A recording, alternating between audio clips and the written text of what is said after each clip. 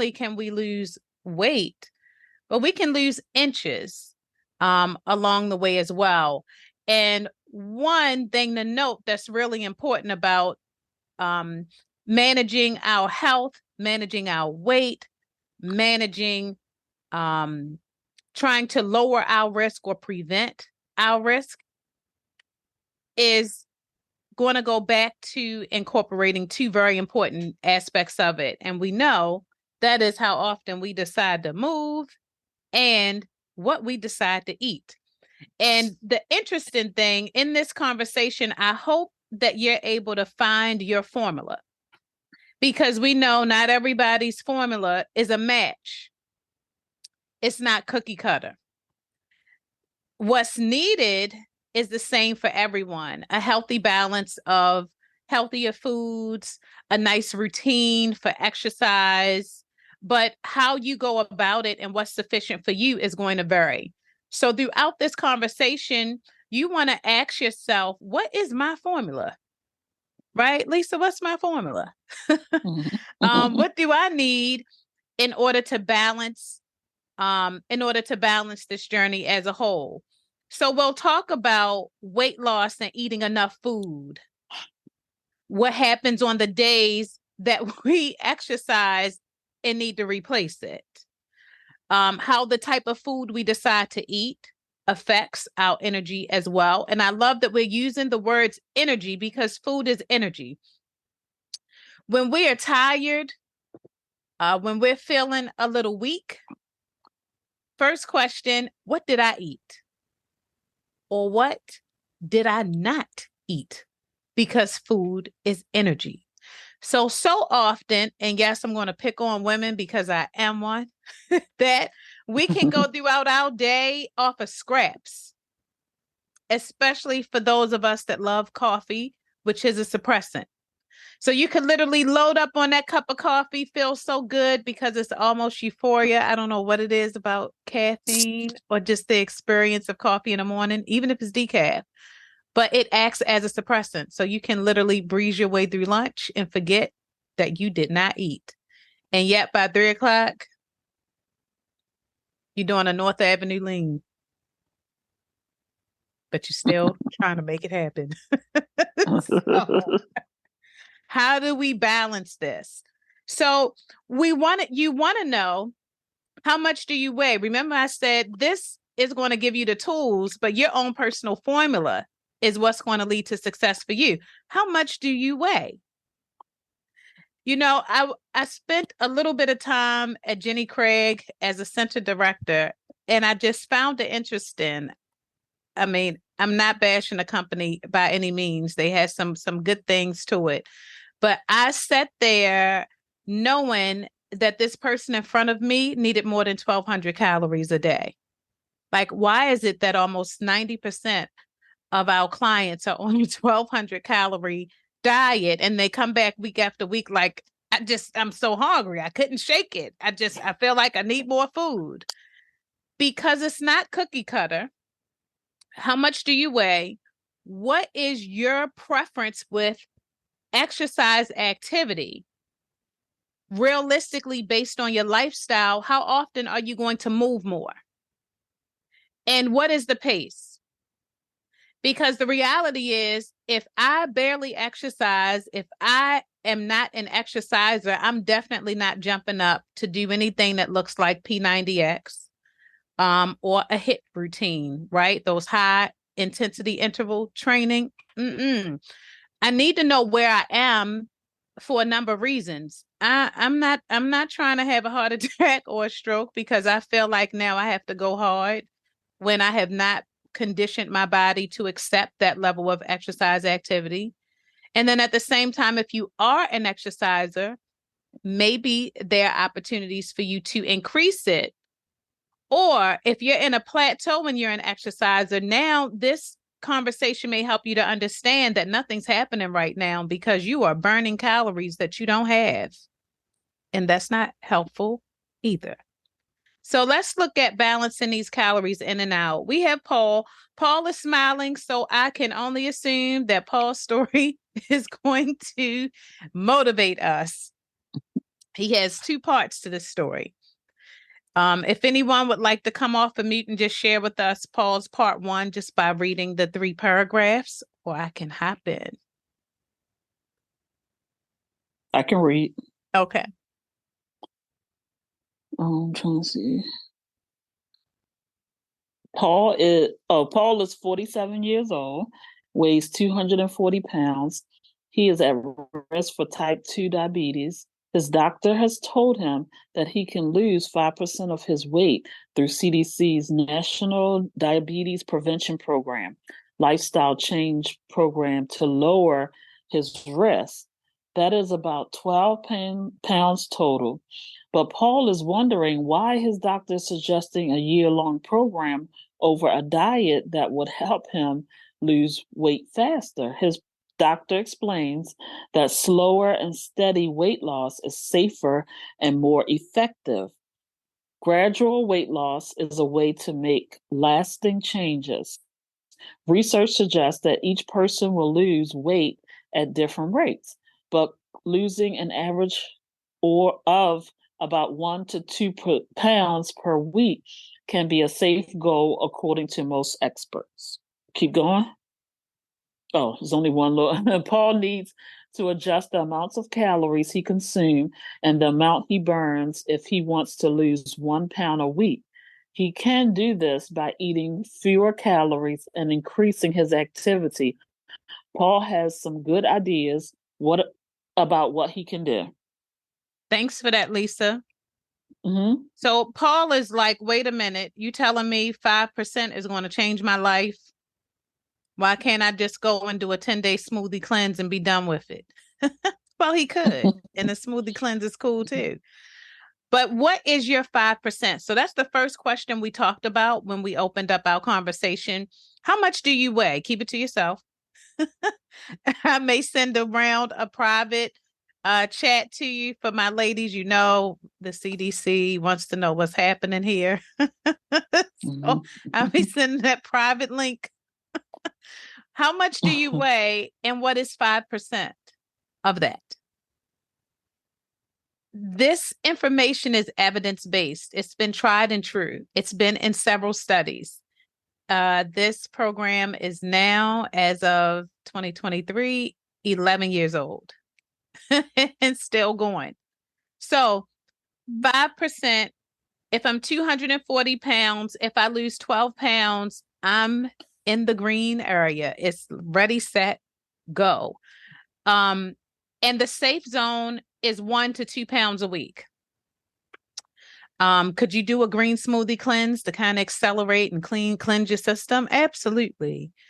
But the goal, when we think about sustainable weight loss, 1 to 2 pounds will not creep back up on you right away if you are making sure that what you do is sustainable to get there.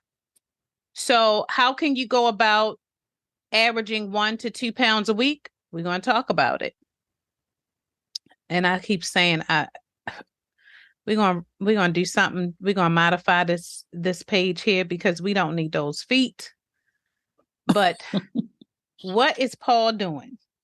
Here's some of the adjustments. See if some of this could fit your situation. His regular breakfast was 3 eggs from 3 to 2. He had an English muffin with light butter instead of 2 slices of toast with butter and jelly. So he's reduced 200 calories and he's definitely saved on some of the added sugar. He decided to measure the sugar and cream in his coffee because he was probably having cream with his coffee, right? But he was able to cut 150 calories just by using 1 teaspoon of sugar and 2 tablespoons of cream. Now, but we can do even better than that, right? Because we know about monk fruit, we know about agave. There are other sweeteners, but natural sweeteners like agave and monk fruit can help.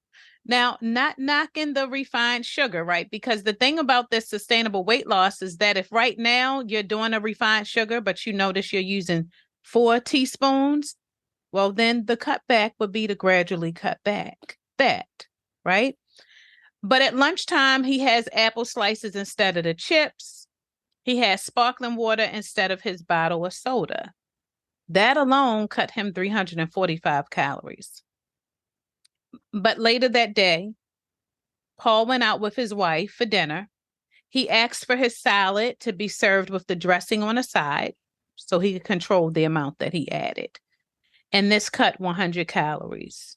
Now, Paul didn't talk about what else he had for dinner. He just talked about what he decided to do with that salad. That is none of our business because he at least started out. Remember these gradual changes. He probably had a rack of ribs and some mac and cheese, but he started out with that salad and he managed his salad dressing. But after dinner, he decided to do a brisk walk for 40 minutes. So now Paul is back on track, averaging 1 pound a week. So he's halfway there. Are there any changes that you could make? Towards the end, I'm going to share with you a page from one of our programs that just helps you to start thinking mindfully about the food you already have or the food that you eat and ways that you can make the swap. So, and then notice, Paul, did you notice the two things that Paul is doing? Let me grab my little pencil here. Two things we notice that he's doing. He is adjusting his calories throughout every meal. But how many of us know exactly what we're eating every day throughout the day? And we could be drinking our calories. We actually could be doing pretty well with our foods. We might not be doing a frozen TV dinner. We're more mindful about our food, but we're still picking up a sweet tea, or there's a lot more sugar in our coffee. Or like me, you love Coca-Cola and you find yourself picking up a can, right? And you go, where is it coming off? Where is the weight not coming off? I'm doing better than I was. Well, that's the place that you want to be, that you see that you're making some changes. Paul made a couple of swaps and he increased exercise activity. So although, we talk about one focus at a time, because if we got too many areas to focus on, it will leave us frustrated and defeated. We can have one main area of focus. Just remembering that with that one area of focus, that if you are consistent in it, eventually what happens, those other parts of this journey begin to fit right in. They become a part of it. And for some reason, Zoom and these updates, I forgot how to erase this that I did. Yep, there it is. Okay. Yep. So if you have a healthy swap or something that you do or can relate to Paul, please drop it in the chat. Share it with us. We would love to see to share, because you all are the experts. You're already doing this. You're only here to get a nudge. You know exactly what to do. So a little bit of education can be helpful. But it's more so the accountability and the goal setting piece. So how do we do this at breakfast instead of the 1 cup of Cheerios instead of Raisin Bran? But why Raisin Bran? That I love, because we know Raisin Bran has added sugar. Those raisins are delicious, and so are the cranberries, if you've ever had the cranberry version. So it's bran, which is great, right? But we're getting the extra sugar. Instead of butter, a vegetable oil. But then remember, we have some other alternatives. Are you using substitutes for butter? Butter in excess contributes to cholesterol issues, can affect our cholesterol health. Vegetable oil can too, not as drastic as butter. So we use small amounts, right? But we have options. We talked about this a few weeks ago. Earth Balance, Smart Balance is about $2 less than Earth Balance. And I like it because it tastes like butter. So have fun in this journey. I know groceries are an arm and a leg, Now you walking out the grocery store with 2 bags and you done spent $105. Almost everything fitting in one bag now. But have fun with this and let your journey pique your curiosity to trying some of the healthier substitutes. When it comes to bread, notice we're talking about bread, people.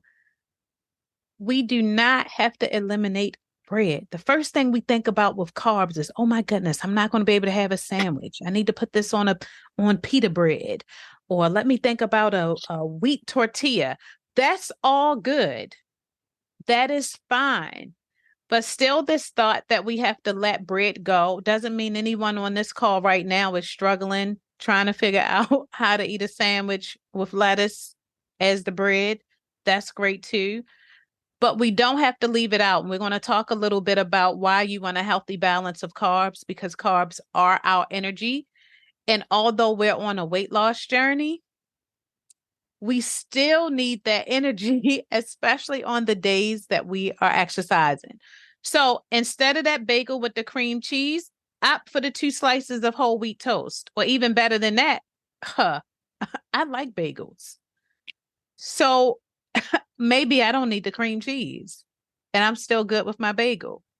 Or maybe I want the cream cheese, but I'll just use a little less than a tablespoon and eat half of the bagel because I don't need to eat a whole bagel.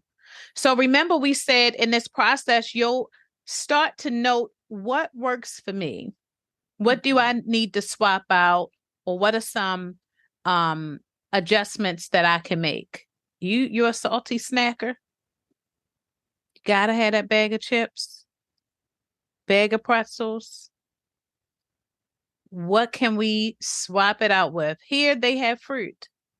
But there are other options. There are lower sodium chips. If I have to have some, maybe the Skinny Girl popcorn. Maybe you just like to hear a bag open. So remember, we talked a little bit about triggers and then our sensory. Some of this stuff, some of the things that we like, well, one, they're habits. The other thing is that realistically, if we swap them out, we won't miss them, but so much, especially if it's not dramatic. You might not go from a bag of potato chips to the veggie straws, or you might. But watch the sodium in those as well, right? Because there's a such thing as those snacks that look like healthy snacks because they put vegetables on the cover. Just check that label. Vinaigrette versus ranch, you already know that. But what if you are struggling with the cream dressing? Do you have to let it all go? Any tips, any suggestions? Feel free to come off of mute. You like ranch, you like Caesar. How can you still enjoy them guilt-free? Because we don't have to feel guilty. Remember, this is a lifestyle program. Whose lifestyle? It's your lifestyle. So if you... Well, I like the...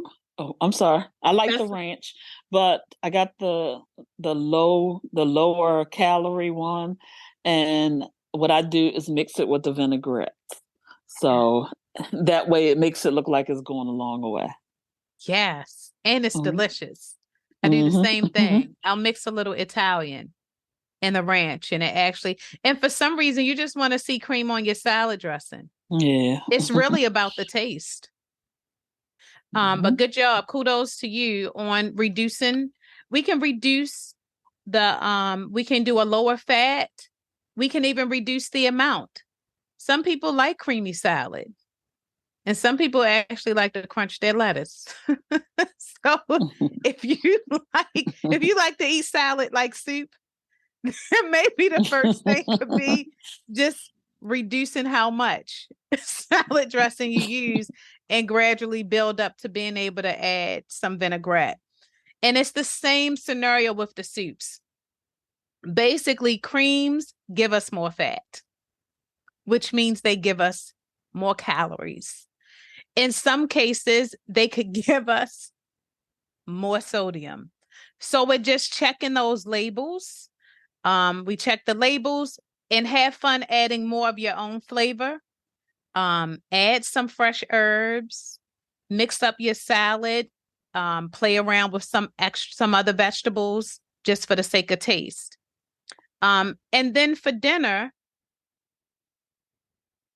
couple of tweaks. Maybe you don't have broccoli and cheese. Maybe it's just broccoli with a nice with some pepper, some Himalayan salt. And remember, Himalayan salt has the same amount of sodium as traditional salt. Just because it's pink doesn't mean it's better for us. You can look that up. It's still salt. It just has a different taste. And Himalayan salt crystals are amazing for us from a health perspective, but not ingesting. It's actually pretty good for the air. Our cheese pizza, we can still have pizza. I don't know. Does anyone make their own pizza, like with the naan bread?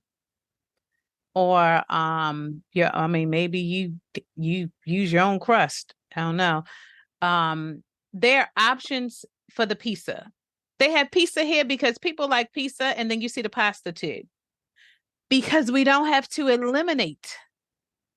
If we take too much out of our daily intake, it will do more harm than good. Yes, I said that. We need pasta and we can still have pizza. What we do with it, what we put on it, how we fix it.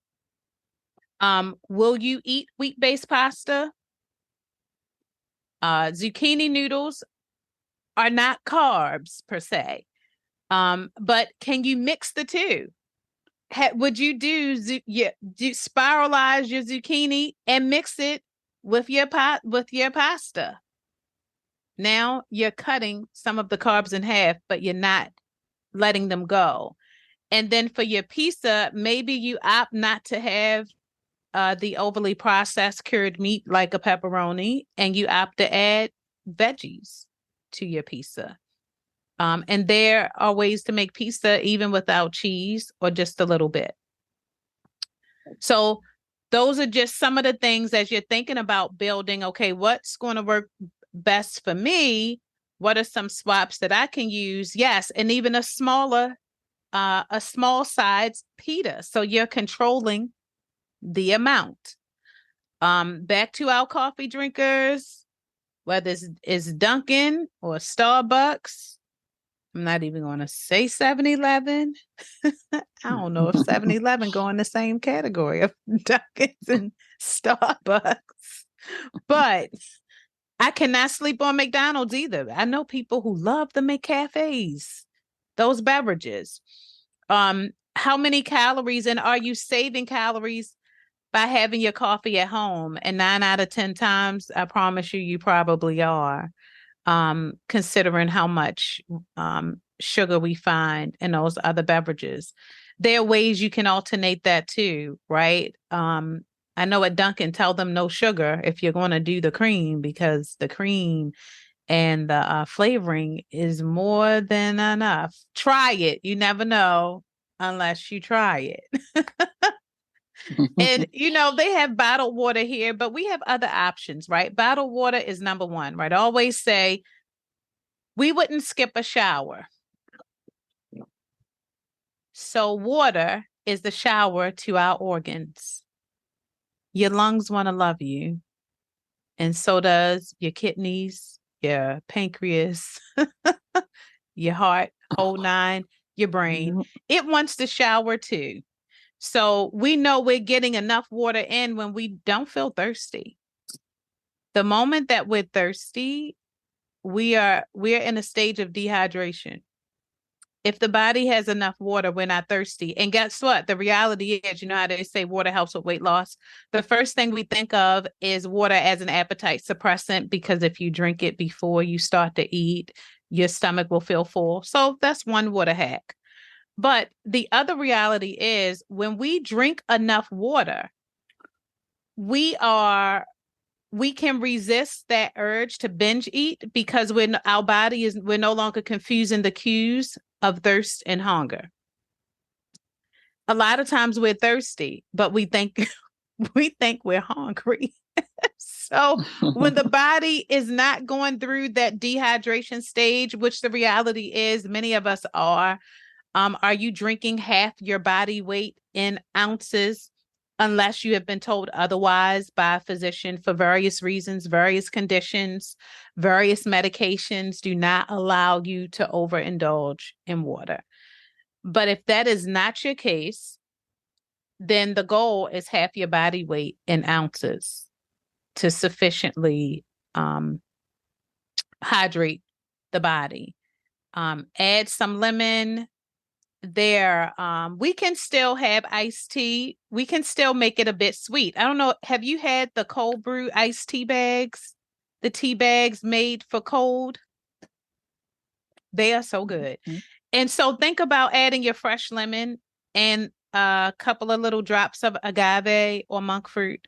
I use the mint one cold brew. And I don't add anything to it because I like the taste of the mint. It is so good. It's refreshing. And I find that really curbs my appetite sometimes. When I drink that really so I love it. Yeah, mint is amazing. Is it caffeine free? You know what? They might have a caffeine free. Okay. Because they do have a decaf too. Yeah. Okay. I look for that. And they come in flavors. But then remember we said, level up, have fun with it. Add your fresh fruit and fresh herbs. Cut up some mint. And make a pitcher that'll last for 2 or 3 days. Because we know after that, the mint is no good. Unless you freeze it. But have fun with it. Some of us think that because ginger ale is a clear soda, that it doesn't have as much sugar as, those black sodas. Well, do not discriminate because added sugar is added sugar. And you would be surprised to see that the added sugar in a Coca-Cola is only maybe 10% more than a ginger ale. It's the clear soda that gets us, right? Psychological. But the sparkling water splash is here, but some of you may be familiar with the recipe, the healthy soda with the concentrated fruit juice. 100% fruit juice has no added sugar. It's all fructose, better for the body. You pick your favorite sparkling water, use sparkling water that has a flavor to it as well, so you can level up the flavor, and boom, there you have it. We still get the fizz. We still get to feel the taste of something that tastes good. It doesn't always have to be plain sparkling water, although can be refreshing too. So let's see where we are with this. Feel free to chime in, hop off mute, use the chat if you have any suggestions or some tips that you've used, or even some things you're thinking about changing up. Use the chat so we can have a conversation there as well. But let's segue a little bit to that nutrition label. We're all familiar with them, so this is just a refresher. When we think about our drinks, we just talked about ginger ale and Coca-Cola.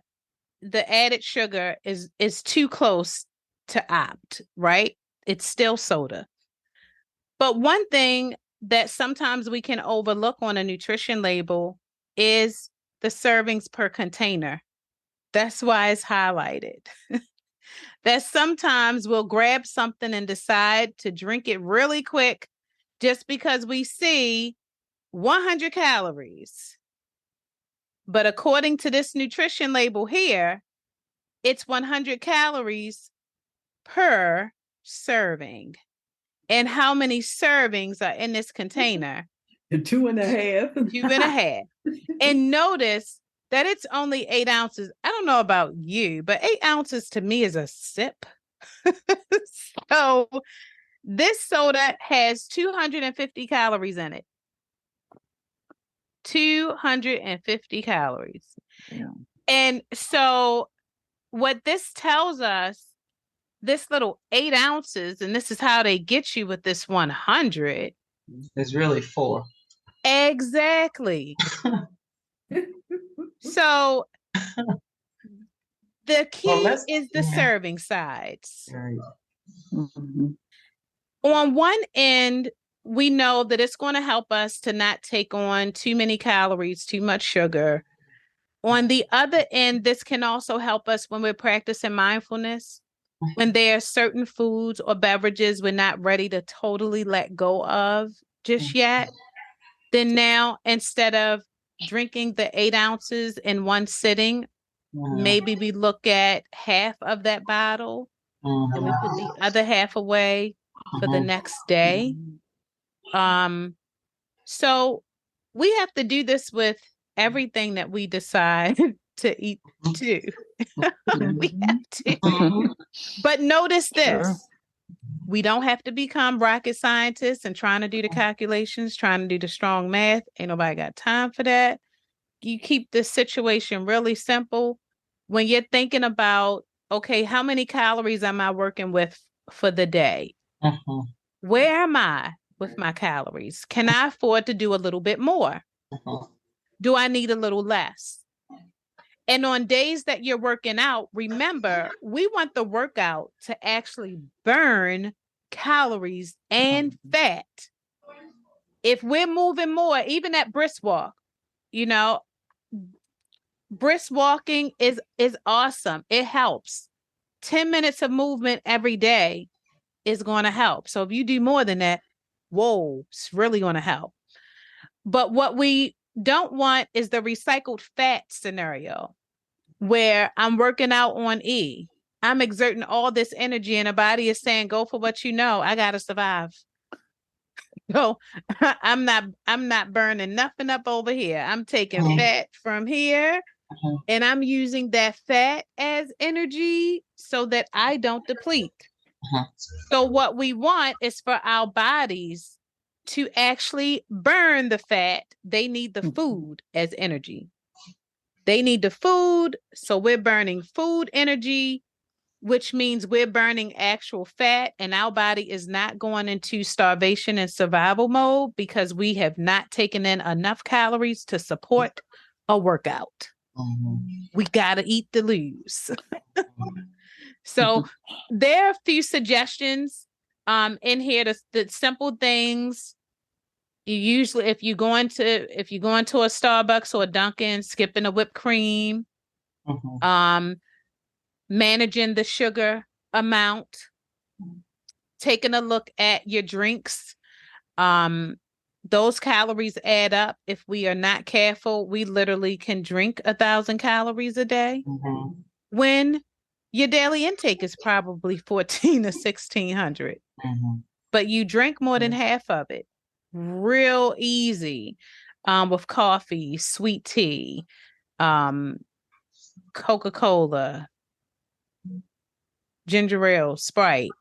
I keep thinking that I'm erasing this, but it's not. So this thing is going with me everywhere I go. Let me see. Oh, there go the erase. All right. So how do we track our calories in? We're going to do this math real quick.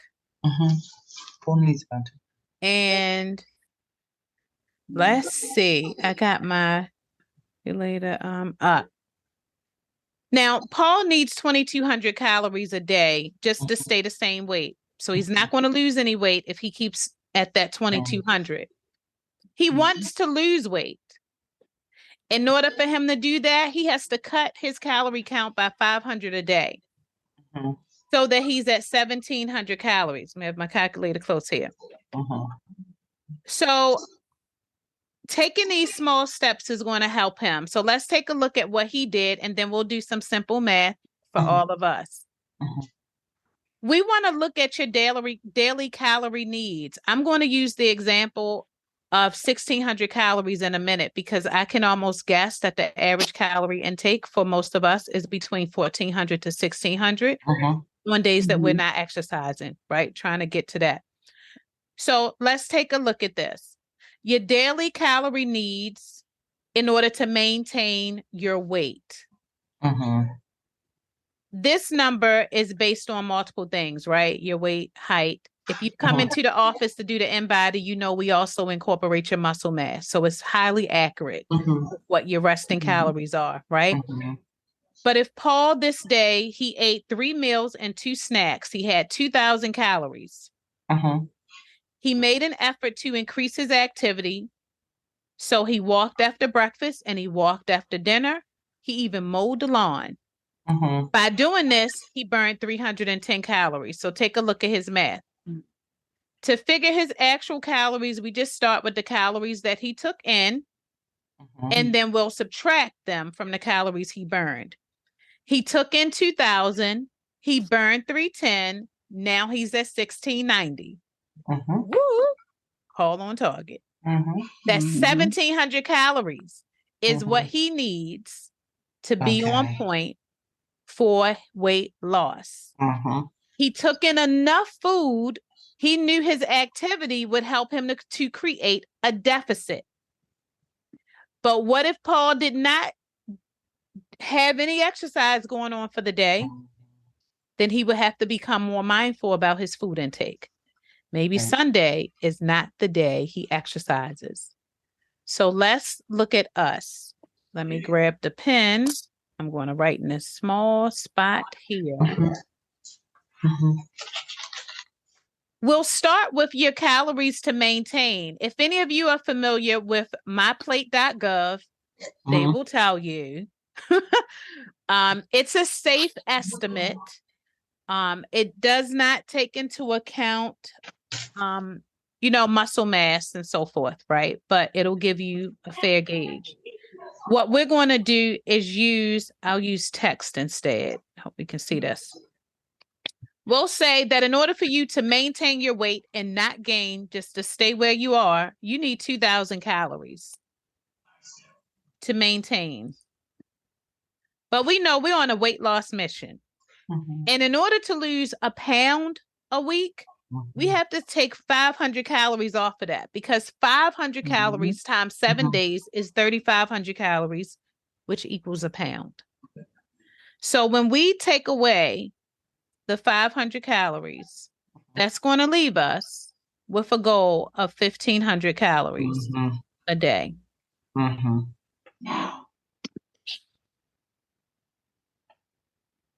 But here's what typically happens.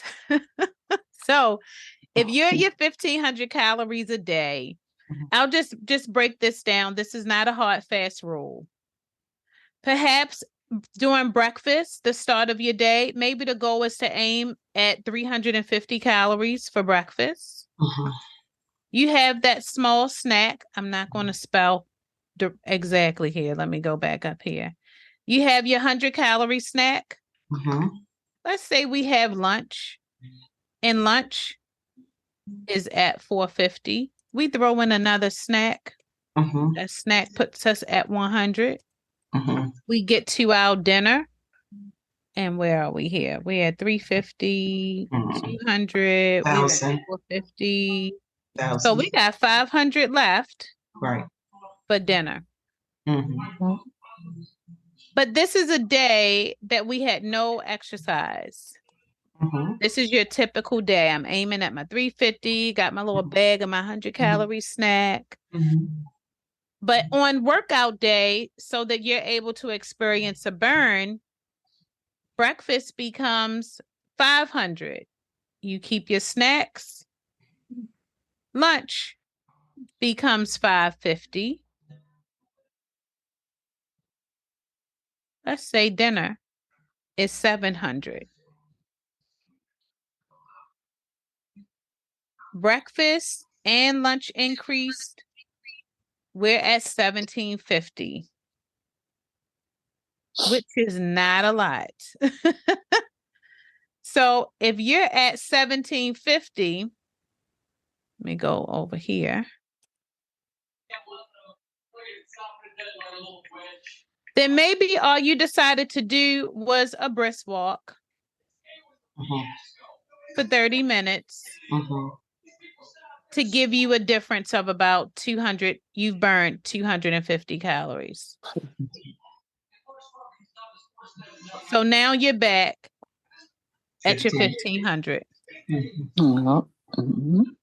Yeah. That's how it works. So this is super, super, super important when we think about our calories. It leaves it so that, oh, let me exit out. There we go. It makes it so that we are conscious about our activity and your signals. If you're experiencing hunger and you've made sure that you've drank enough, so you're not just thirsty trying to eat, then you know you're on the right track with your calories.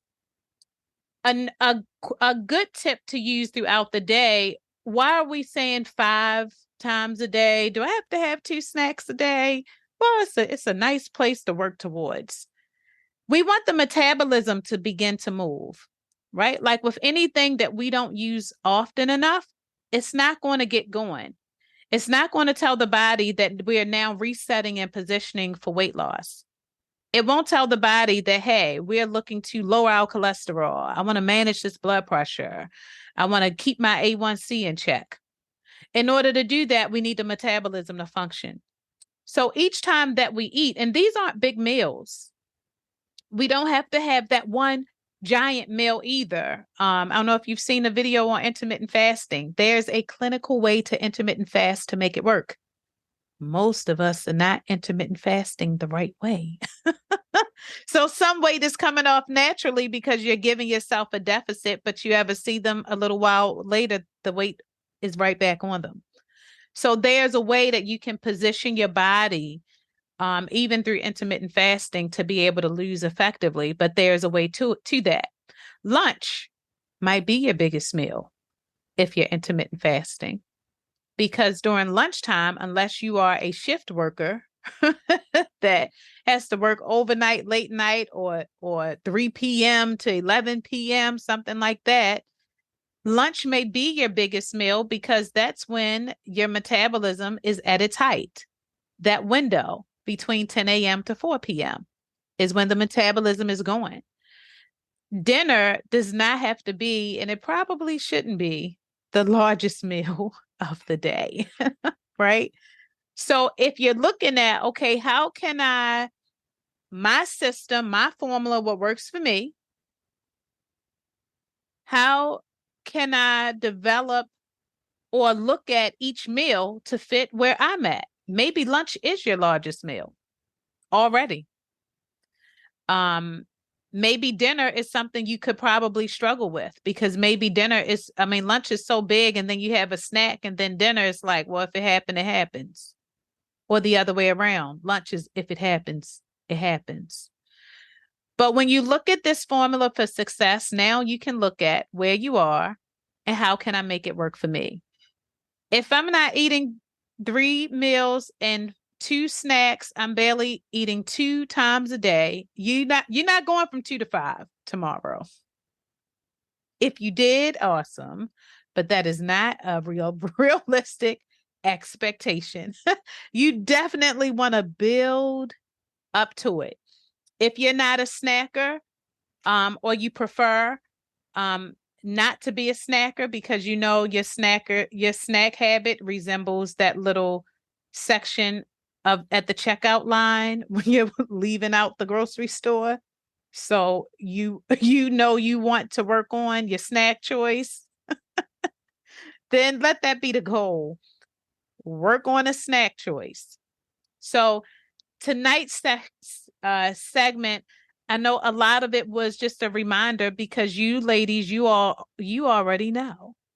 But the beauty of this conversation is that hopefully it helped to, one, motivate you to make some of those tweaks, and at the same time, give yourself kudos for seeing a lot of the tweaks you're already making, the things that you're already doing, and just accelerate it, level it up a bit.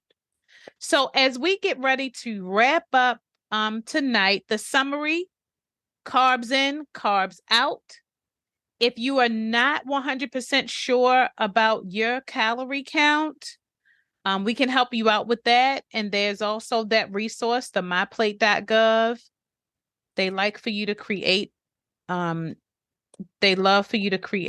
an account, but you do not have to. But it has a really simple formula to help you figure out your weight maintenance and what it would take in order for you to reduce your calorie count. So it asks you if you are on a weight loss mission, and just to maintain weight, it can be used for that. But you also have access to the spa to do an InBody if you want to get super accurate. Myplate.gov. Myplate.gov, and I just added it to the chat too. So you might want to save that or click it and save it and go right to it and just fill out the information in a matter of minute or two. Boom. There's your maintenance calories and your calories for weight loss. And just remember, the days you decide to exercise, I'm not saying eat 2 sandwiches, because I know y'all heard me say we can have bread. We don't have to leave it alone. Don't say, Nick said I can have a bagel with a little bit of cream cheese, not a lot. And then at lunchtime, I can go to Panera and I can get that turkey Bravo sandwich. Nuh-uh. And I can have a roll at dinner. I did not say that. I said we don't have to let it go. We just use a little mindfulness about it because it's the energy that we need, right? Sometimes we're tired, not just because of what's on our mind, what's on the news, what's on social media. We're tired because our bodies are, they're asking for us to give it the energy. That energy is coming by way of food. So unless anyone have any questions. I don't know if it's a question or if it's a statement or a confused person, but if you don't eat enough calories, then that affects your weight loss as well. Yeah. Okay. Think about food as nourishment. We know we're getting enough when we feel good. That's how we can also gauge if what we're eating is sufficient. Like that's the body is so much smarter than us. It's called wisdom of the body. The body will tell you, I don't like that. We're not going to do that. All right. Snicker bar, load it up. You got energy for 5 seconds and then you're going to crash and all your teeth going to fall out. So, the body will tell us. We know if we're getting enough food, if we're not. And remember, I'm not talking about the exhaustion because those are two different things, although food can affect it. But if physically we don't have the energy we should have, it's going to go back to food. If I'm eating well, if I'm eating whole, if I'm trying to eat clean, I'm going to feel like it. I'm going to feel light. I'm going to feel good. If I'm battling a chronic condition or, my body is susceptible to a chronic condition, of course, the body has to fight a little bit more in order to feel well. It'll need a little more effort in terms of food.